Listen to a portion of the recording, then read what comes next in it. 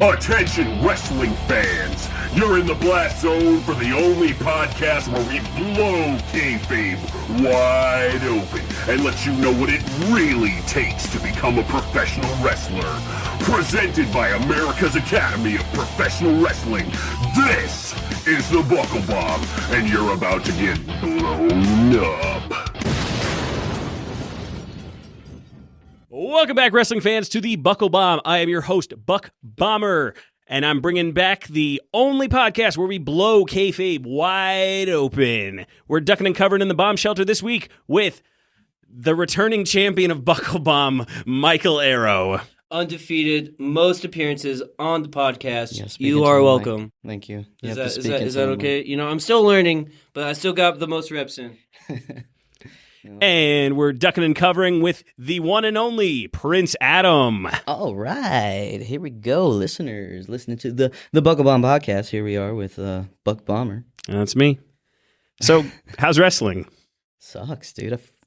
I can't curse. Nah, we'll censor it. Okay. You can say whatever the fuck you want. You can do whatever you want, yeah.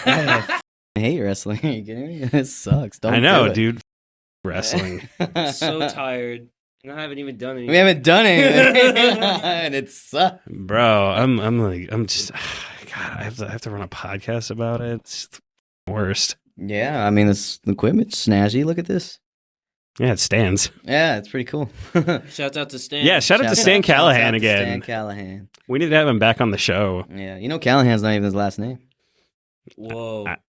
I think I knew that, and then I forgot. Yeah, his last name's O'Houlihan. Well, now I'm gonna. Callahan's his middle name. I'm gonna tell him now. Stan Callahan O'Houlihan. I'm only gonna refer to him as I can't even pronounce it. O'Houlihan. O'Houlihan. Callahan O'Houlihan. I just call him Stan. Dear Stan. All right, what's up, man? What are we doing? What's up? We're just here talking about pro wrestling, talking about the experience of being a up and coming professional wrestler and all the things that come along with it. And I think you had a topic you wanted to talk about. What is it? You tell me. You're the host, dude. Yeah, but I wanted to give you the reins for a second out of respect. Oh, I'm respecting you. But I'm respecting you more, man. All right, so we're going to talk about death matches. Just kidding. Oh, my God. I can...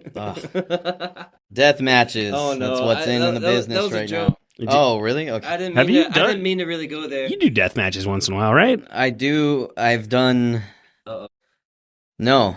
Actually, no. I have never done a death hardcore match. Okay, what's the line? What's the difference between There's a line. A hardcore and a death match? Death match is way more... Well, it should be more nuanced than any like hardcore. So like a hardcore match, I would say is like you kind of limit it to chairs, tables, ladders, kendo sticks. Can I call it a match real quick? So go ahead. Edge McFoley WrestleMania, right? Is that a death match? That's a hardcore match. Barbed wire, fire, almost every weapon underneath the sun. That's a hardcore. So if you take that and throw in one light tube, does that make it a death match?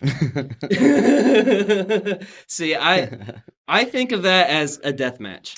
Was it One Night Stand, Dudley Boys, and Tommy Dreamer and Funk? Was that right? That's just a hardcore match. Dude, Foley was on fire, went through a barbed wire board. So all that wild shit is a hardcore match, but someone takes one light tube and it's a death match. Sure. Okay, all right. That's the amount of thought we're going to put into it. Okay. So that time that you were wearing a tire, was that a hardcore match or a death match? That was just us kicking the shit out of people that were there. Why put labels on things? Legit. That was... And bless those guys hard. I'm going to put them over really fast. The great Go ones. ahead, yeah. I was there for that. You were there for that. Me and the great Ruben Steele, to get behind baseball on that match, it was just like, hey, they came in, they're like, we just want to like take everything you guys have. And we're like, are you sure? They're like, yeah. So May I, since I was there, go ahead. They said, I overheard when y'all calling the match, to say, hey, we're going to wear all this football gear. And everyone, I think y'all thought they were joking. I thought they were joking. And they're like, no. They were like, no, what do you want to do? No, we're going to wear all this gear. Yeah. You guys are going to hit us with all this stuff. They were bubble wrapped. Yeah. They had football pads on, football helmets. So they were, so we we were safe, I would say, but we were swinging for the fences on a lot of stuff, man. Like, and those guys are true G's, so they took it on the chin for sure and thanked us and whatnot. But that was fun, dude. I to answer your question, I have never done a death match per se. Would I do a death match? Any interest at all? I would do one. If it's the right opponent, yeah. The right place? So like that's the thing. I did a few no ring shows, right? So immediately people think that that's death match, right? All the gimmicks are in there. But the few not death matches, the few no rings that I've done, one was just essentially a no ring lucha match with Super Crazy. Super Crazy. Let me name drop. Sorry. Pick that name up. My bad. And then the other one was against the Kirks, who bless their hearts. I mean, again, to get behind baseball, they were like, "Look, we're down to take this stuff," and I'm like, "Okay, but like, I'm not down to take this stuff. I don't want to, be one sided here." But they were true G's, and they're just like, "No, man, let's make this about you guys." So, I wouldn't call it exactly a death match, even though we had the death match elements there. All right. So that's death match wrestling. Let's put a cap on it. What's your favorite kind of wrestling? Wrestling? In general? I love wrestling. I love pro wrestling. I used to be so niche, especially with like music, and wrestling can be put in the same space because I consider there's so many different genres, right? Right. So growing up, I was only Slayer, Metallica, thrash kid. So same regards into wrestling, I was an ECW kid, Sabu. Like I guess going back into the death matches, the hardcore stuff. That's the stuff that I really drew me in, and then I appreciated the technical wrestling more. And then I actually gave comedy wrestling a chance, and then I'm questioning why was I so dedicated to my one little niche? Why was I so dedicated to vanilla, as they say? Fair enough. Now I try to branch out and dive into everything. Dive into comedy wrestling, comedy spots, and serious wrestling, and hardcore, and all that stuff. Yeah, I don't. Same. I just don't put labels on it. I guess who am I for one? But I just don't exactly view like wrestling as a oh, there's death metal, there's grind metal, you know what I mean? I view it all as pro wrestling. If it could engage me and keep me invested in it, well, no matter what it is, who am I to be like, that's not wrestling, that's not whatever it is, I do now appreciate more of an open palette. Like if I just get stuck in a deathmatch binge watching, I'll get sick of it. And same thing with every other style. So I do appreciate a good show with variety.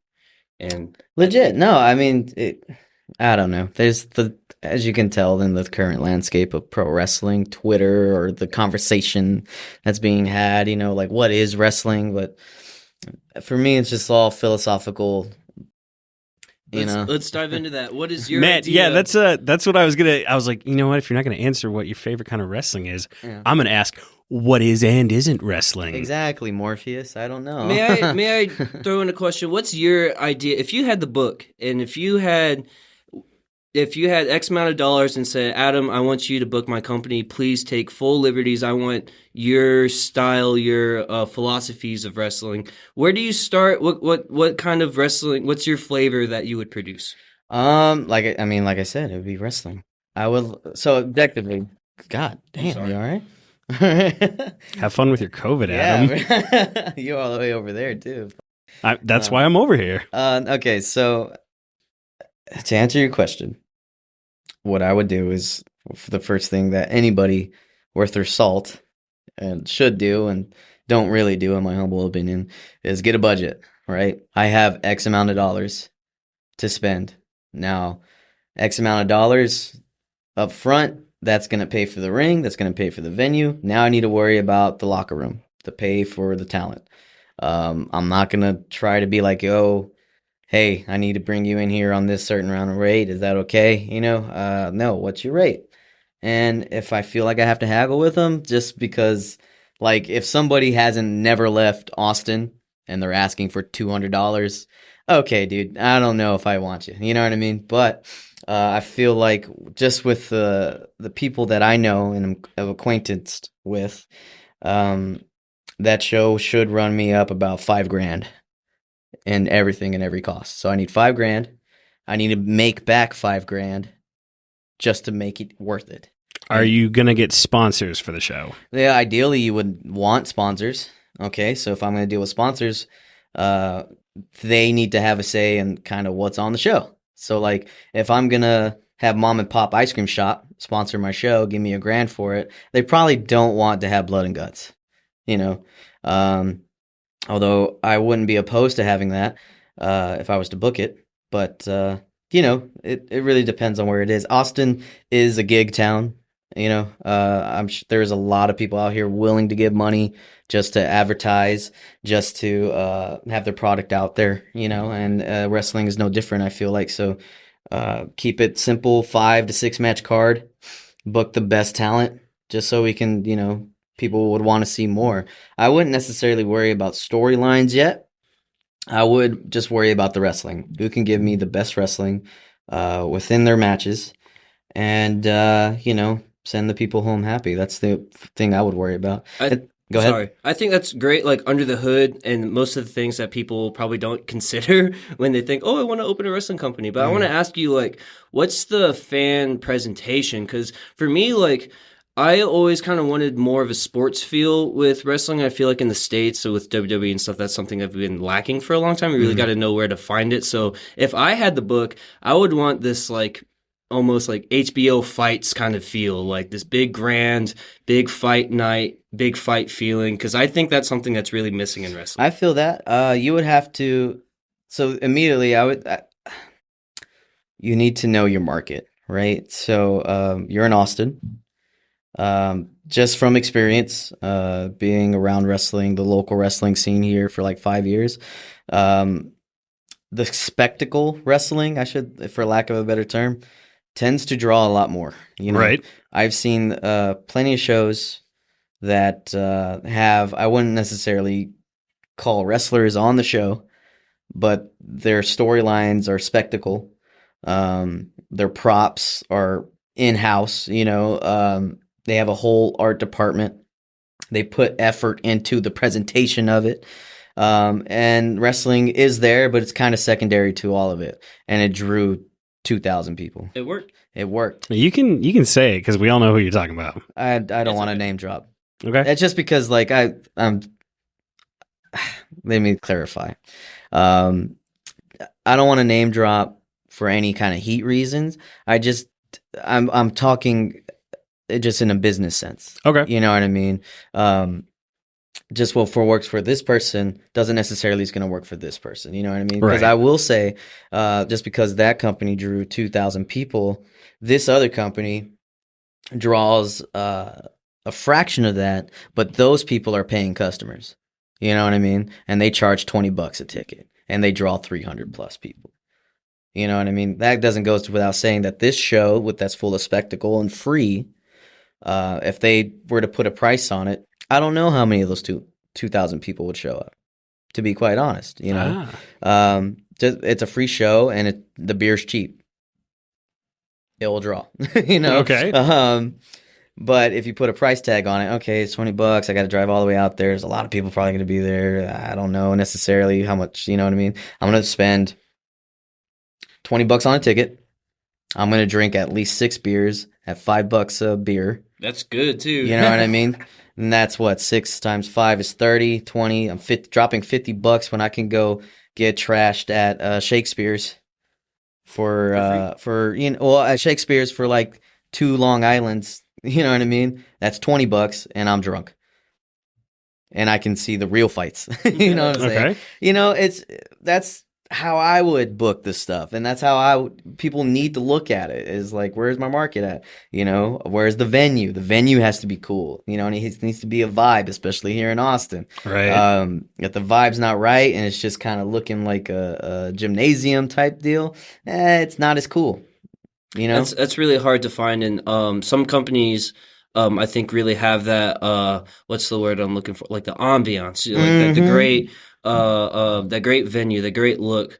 There was a Austin company, again, we're avoiding name dropping now since I did it earlier, but there was an Austin company that when I first discovered wrestling, and I've they now lost their venue, but when they had their venue, I was completely in awe because somehow it fit. It fit their look, it fit their atmosphere, it fit wrestling, and everyone was into it. And the atmosphere was just absolutely phenomenal. And I think I know which one you're talking about.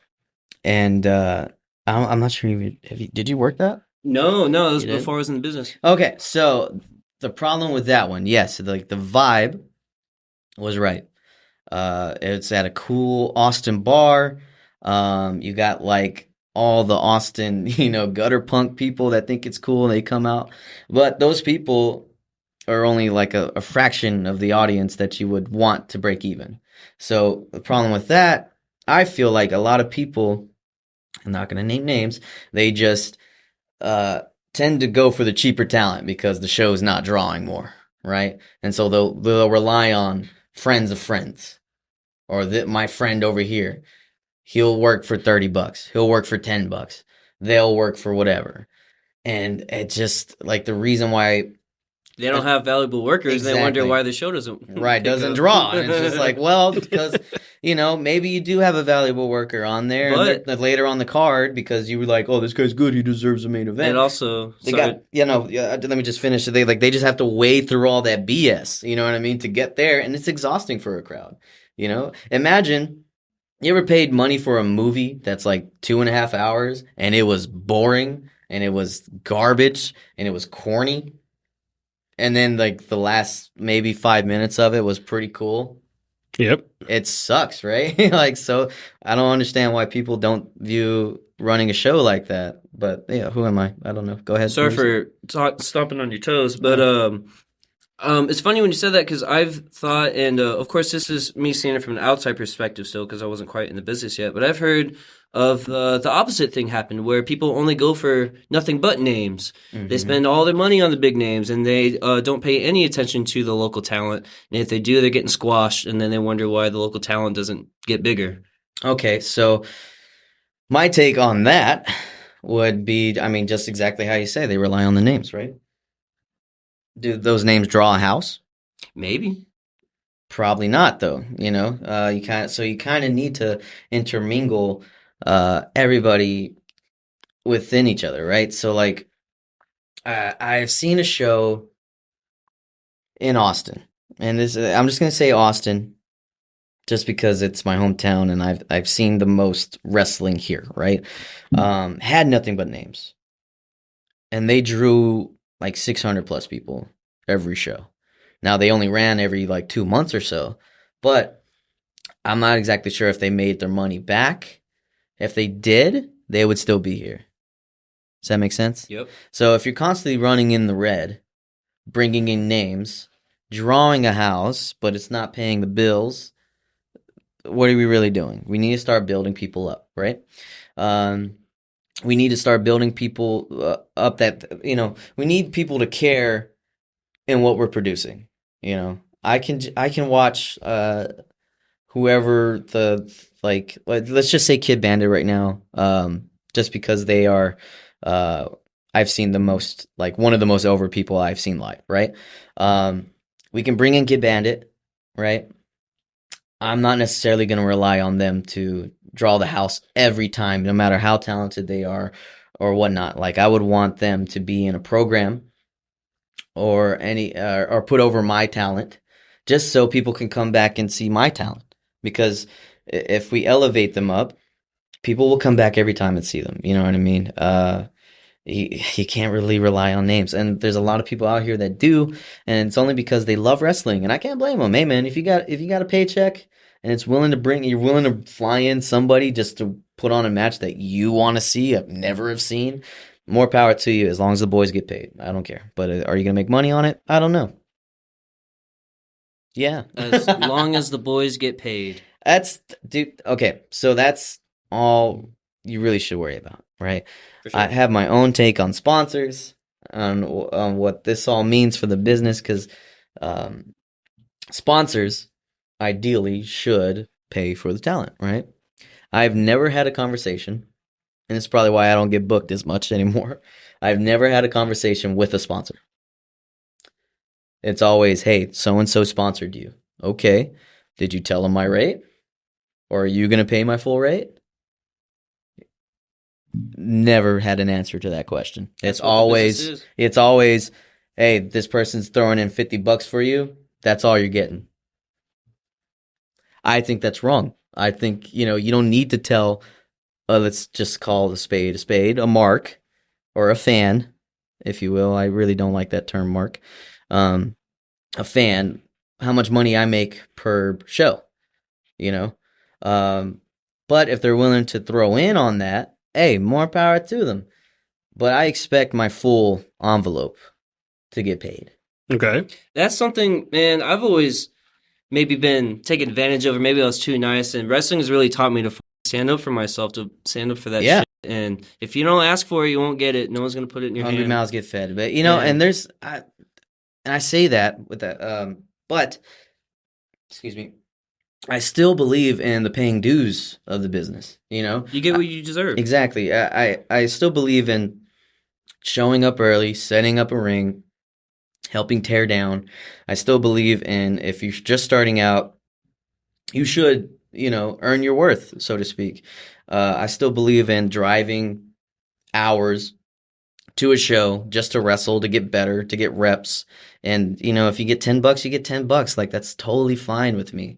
But I know that here in this state, Prince Adam isn't exactly going to do that. Because I just selfishly, I've proven that I can hang. I've proven that I can have this certain type of match with anybody, no matter what it is.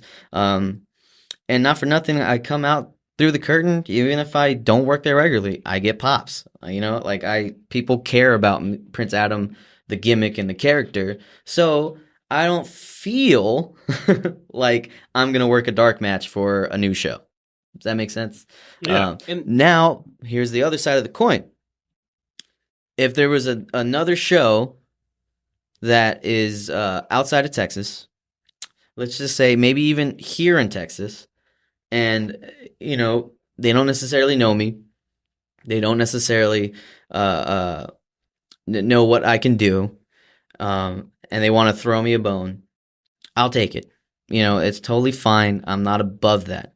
But for some of these established shows here, I don't need to prove it. Does that make sense?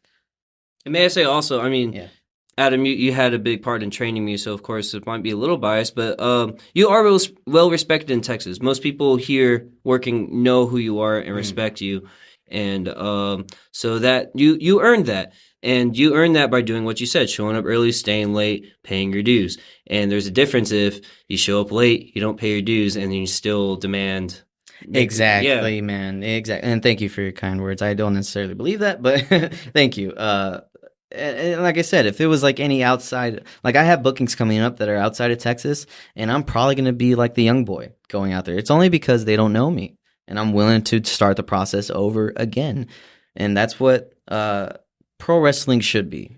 It is that constant humbling. It with the side of adulation, with the side of praise. You know what I mean? But you should always recognize that, hey, I haven't done anything in the business just yet. No matter how good you are, being a good wrestler is the bare minimum, and it should be the requirement, even though it's not. But to be honest with you, and not like I know everything, but the people that make the big bucks, the people that have been there and done that, they'll tell you firsthand they're not exactly looking for good wrestlers, and that's just straight up. But hey, what do I know? Is that good? Yeah. Dead air, ladies. I was hoping there was more. Oh, no, yeah, this podcast is full of dead air. I love it. We have a great editor. So Adam's actually a pretty big fan of the podcast. One of the only people I've ever gotten feedback from, and he's always like, "You guys said the dumbest stuff," and I'm like, I didn't say that. Man, little does he know we've said much dumber things. It's just, man, it's taken me a few years to realize that everybody's journey that come through just this school are all different, and just because my experience was different doesn't make their experience any less valid, you know. As much as I want them to go through the same thing that I went through, just because it made me a better person, it might not be their journey, you know. So I tend to, if I see somebody on there that I'm like invested in, I should say, I'll be like, okay, let me see what they got to say about stuff, and then it gives me a real, like, you know, check in and be like, oh, that's where their head's at. That's kind of not where it should be. You know what I mean? Like, you guys should be doing something else. But like I said, it doesn't make their experience any less valid. Okay. I remember the subject. What was it? Because I don't. Gatekeeping. Ah. The gatekeepers. The subject you wanted us to bring up. Yeah. Well, we were kind of just, you asked me to be on the podcast, and I asked you, like, how do you do it? And you wanted subjects, and I was like, well, I thought we could probably bond, and I feel like all three of us in here could probably relate to this, but do you have time to touch on it real quick? Nah, we can go as long as we want. Yeah, no, it's it's kind of the gatekeeping of the business. I don't think it's necessarily there, but I do think that there is a for lack of a better word, a prejudice when it comes to either ableism, race, or what's the proper word for, like, heightism? I don't know. Too short, kid. Would that still be ableism? That might fall under ableism, but yeah, like, I know from my experience training, and just being out there on shows, like, I get overlooked a lot just because I'm 5'3" for a shoot, and, you know, like, I don't look like an athlete per se. Yeah, that's starting to change, though, man. Well, yeah, it's because I'm bitter. Man, like the whole time you were talking, I was just like, Adam got some biceps these days. You got really big. I'm gonna jump in because I haven't really felt anything like that. But for me, it was more like these people want their spot. They don't want me here because I'm after their spot. Word. And I felt more like alienated going into a new locker room, and everyone's just looking at me like, who is this kid? And, you know, I go shake hands, and why are you shaking everyone's hand? They're laughing at me, whatever, man. I'm going to go shake everyone's hand. That's what I was told to do. I'm going to be a good little boy and do what I was supposed to do. Man. Well, like, okay, so, like, sorry to cut you off. I just, see, your experience, like, I never experienced that. Maybe I did. I just didn't pay attention. You know what I mean? And it's funny because I didn't really experience what you said with being short and the race thing. That never really. I didn't really feel that. It more felt like maybe the short thing too. It was, you're not supposed to be here. I'm not going to mention names, but I worked this one show, and I was working this big dude, and I was really excited because big man, little man matches are kind of more like my better thing. The dynamic is there, and I could just tell he didn't want to work me. And I went and shake his hand. He looked at me, and he just said, "We need to find something that makes sense. If I touch you, that's it." And I just kind of went along with it, and I just felt like he didn't want to work with me just because I'm small and maybe I don't look like a wrestler. But that doesn't mean I can't do anything, you know? Right. Let me ask you a question. Is that person working everywhere, like all around the country? It seems like they're connected in Texas, but not everywhere. That's not what I asked. No. Then no. The answer is no. Then who the are they? You know what I mean? And that's actually happened to me, but it happened to me on the low, as in I think that person faked being injured. You know what I mean? And then completely buried me in a promo. And, you know, I'm not, who's to say, you know, because that person acts cool around me. And I've never heard, like, usually word gets back to me if someone doesn't like me. But, you know, it has happened for sure. I actually have had to fight somebody for a shoot in a match in Dallas. They were just taking liberties with me because I was short, you know, and I gave it back. It's one of those things where it's like, okay, that sucked. I got paid though, and I'm okay, even though I had to go through that. But then you got to realize, man, that person, that's exactly why they're at where they're at. Mm-hmm. And that's exactly why their attitude is what it is, because they're just bitter, you know? Right. Luckily, I haven't had a situation where I had to defend myself, but I thought it was going to happen. And I'm going to flip this gatekeeping over on its head. And because I was wrestling someone that I didn't think was trained, and wrestling someone that I was genuinely I was scared I was going to get hurt. Not to mention that he brought a weapon, a deathmatch weapon that he did not clear with me. So I was like, if he touches me with this, I'm just going to have to light him up. There's no, it's me or him at this point. Luckily, it didn't come down to that. But yeah, sometimes you do have to defend yourself, and sometimes maybe do you ever have to gatekeep someone that you don't think deserves to be in the business? Who's to say? Is that our spot to do? No. So okay. So that's okay. So there's those situations to where, yes, you are a little concerned on who you're in the ring with, right? Mm-hmm. I've never really been in that situation. There was one time that kind of happened, but like that person, those people, I should say, had been training. Like I know for a fact that they've been training. You know what I mean? So, and I trust the people that they trained with. So it's the only reason why I accepted it. But when it comes down to it, I always say no. You know, there's not to throw your words back at you, like what you said earlier about me and, you know, respect in the state and whatnot. But there's a reason why I'm not really working all that much here anymore. You know, I say no a lot because I'm not going to work somebody that is going to hurt me. You know what I mean? I have injuries right now. My body isn't 100%, you know, but I'm not going to work somebody that I think is unsafe. I'm not going to work somebody that, you know, I have no problem wrestling a student, you know, but if that student just hasn't really progressed, you know, I'm not going to give them the time of day, you know. And it might be cocky. It might be, what's the word? Arrogant? Arrogant to say, and it is, but it's a privilege to be in the ring with me, you know, just because of the learning trees that I've sat under, you know, for free. You know, maybe not free, but I've had to pay dues. You know, I paid with, you know, sacrificing time and everything, relationships for this. So if that person just doesn't meet the requirement, like I said earlier, I have no interest, you know. So just to touch on it, I did have to like really not take liberties with this person in the ring, but defend yourself, right? I had to, well, not defend myself. I had to wake them up just to show like, dude, you think you're badass? You're not.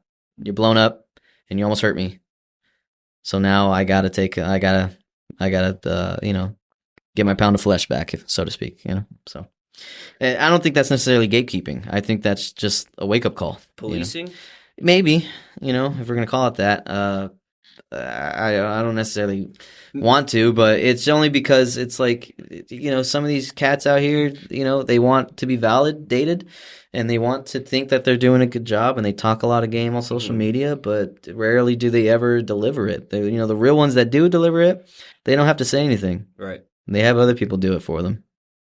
Just my humble opinion. I guess that's the difference. If someone doesn't really deserve to be in wrestling for whatever reason, it'll come out. But then there's a difference of just shutting someone out just because. Yeah, exactly. So like I don't think there's people that love wrestling and they try their hardest, but they don't really get it, or their genetics are bad, they're uncoordinated, you know, sometimes it just happens.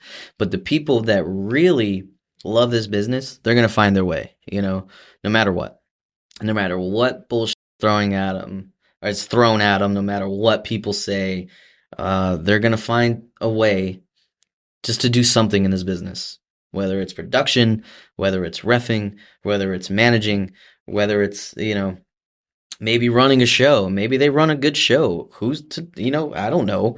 I know plenty of promoters that are, you know, good promoters that tried to wrestle and it wasn't in their wheelhouse. So they just decided to, you know, start booking, I guess. But, yeah, I don't subscribe to telling people you don't deserve to be in the business. You know what I mean? But, if you're not respecting the business, if you're not respecting, your peers, then you seriously should look in the mirror and be like, dude, maybe I should do something else.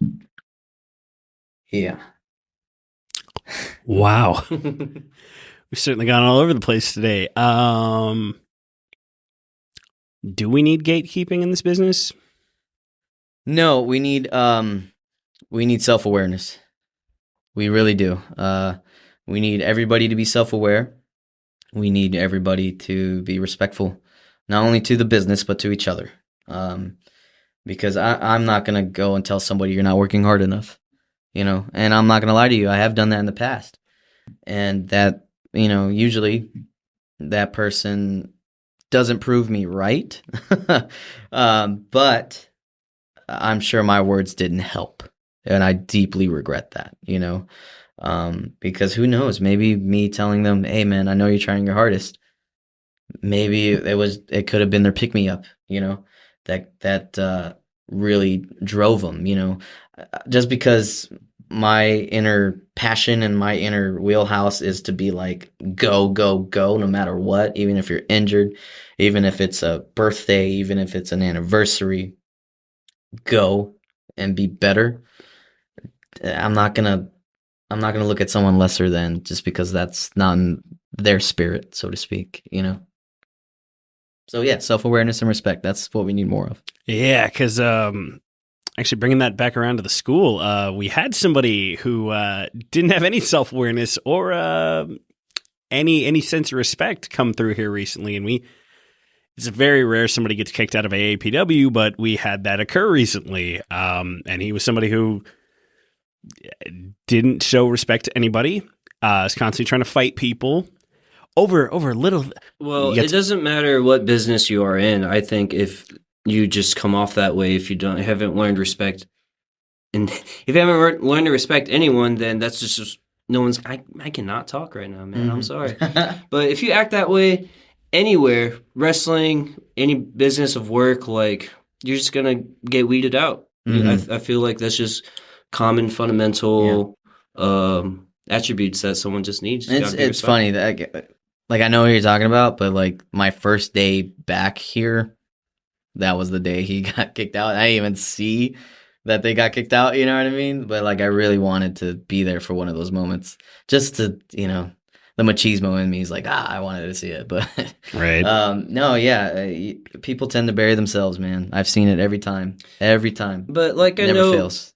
It's been said before, is you can't tell someone not to do something, but you can choose who to associate with. Of course. No, yeah. So I think that really goes into terms instead of gatekeeping. I think you should be more open. Anyone walks in through that door, shake their hand.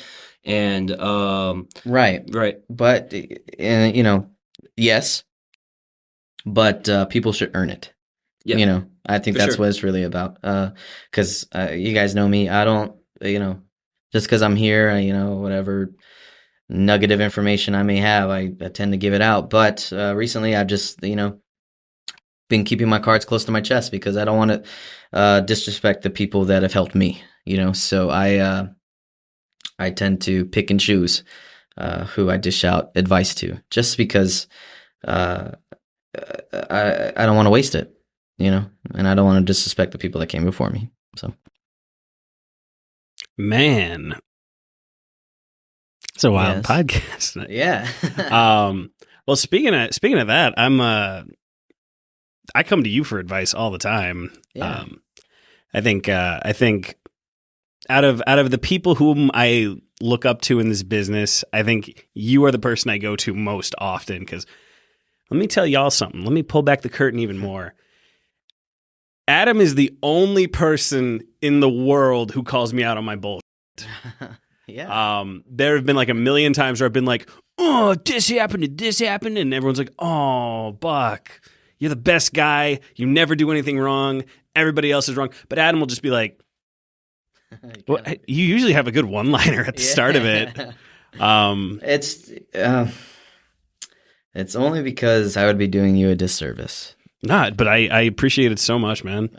I think if there's anybody who's ever kept me grounded, it is Adam. Oh man, I'm so sorry. I just I never aim to be that person, I just like to keep it real. That's probably why I don't get booked as much. I keep it too real. I hang out with the wrong people. I don't kiss ass. I tell it like it is, pretty much. Well, didn't you say every hand you shake is an ass you got to kiss on the way down. Yeah, I feel like it's a pretty renowned saying. Yeah, I forget who said it, but yeah, I really subscribe to that just because I've seen it. I haven't been in the business long, but I've seen the people come down the ladder, and they usually all suck, and it's because they know that they were shitheads. There's so much stuff that I just attribute to you, you trying to be Billy Badass. I'm always just like, Adam said that. Vin Diesel said that. My parents said that actually, but then I really, yeah, a lot of it's my parents and just my upbringing.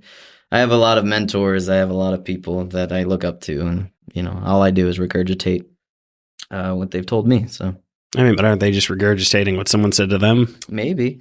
I don't know. It worked, didn't it? I hope so. I don't know. I'd be more famous, I guess. I'm infamous. Are you though? Maybe. I don't know. He's on the roster. I'm on the roster. Man. I don't know. I just know if you bring my name up, you either get a that asshole, or you get a oh man, that dude's really cool. So there's something about polarizing figures like that, though. You just can't deny them. Yeah, I guess. I hope. I don't know. I need to step up my game, man. All of us do. We all need to get better. That's why I like coming here. It's a hungry environment. That's why I like going to other schools, just to see, oh man, these guys are, coming for the spot, so to speak. And I, not to flex on them or nothing. I genuinely want to get better. So nice. Yeah. So I think the fuse is running short. So I think it's time for my favorite segment, ABP. Always be plugging. Michael, what you got? Upcoming shows, social medias, tell it all. Official Arrow on Instagram, and you will see me here on the 15th. Okay, Adam? I am Prince Adam Lee on Instagram, Chicano Kaiju Twitter, Adam Caudillo on Facebook. You can catch me October 6th. When is this coming out? That's a big question. That's fine. You can catch me every first Thursday, unless I get buried and get fired somewhere. You can catch me every first Thursday at Inspire AD at Pinballs Lake Creek. The next show after that, I believe, is Circle 6 in Houston at the Houston Premier Arena. And I believe I may be doing a October 15th show at UT Arlington for Lucha Libre for Wrestling Experience to celebrate Hispanic Heritage Month. And then at the end of the month, I am working for Infamous Wrestling here in Austin at Black Feather Vintage Works. And I think the match should be announced by then, but I will be tagging with Sue Young against Joe DeMero and Scotty Santiago. So those were, you can catch me in October. Anywhere else, it's probably going to be outside of Texas. I got New York, St. Louis coming up. So, on the road again. Hey, Michael, remember how Adam was just saying he doesn't get booked? It's because you get, it should be every weekend, right? It should be like, dude. Was that not? I don't know, man. It sounds like every weekend to me. I'm not hungry enough, man. Hey, you can spend a Sunday off. It's okay. Yeah, walk the dog. Right. Man, I miss when I got booked more. Get out, man. Just hit the road. Man, I gotta hit the gym first. No, man. Hit the gym for sure. Look good, but I think it works for your gimmick, man. No offense. No, I understand. You understand what I'm saying? Yeah. Like some kid the other day, he's a scrawny kid, and he's like, I'm Mr. Pound Town. I'm like, okay. But he looks like a dork. No offense. I love him to death, but wouldn't it be funny if he's just talking all that mess, like, I'm Mr. Pound Town, I'm taking you to Pound Town, and then as soon as the bell rings, one move takes him out. That's a hell of a game. Whatever. That's money, man. Yeah, right? That is money. That is. Whatever. I mean, I'd say, yeah, I like that. That was fun. Yeah. Well, anyway, go ahead. All right. Well, I mean, I guess that's it's another episode of the Buckle Bomb, and you have been blown up.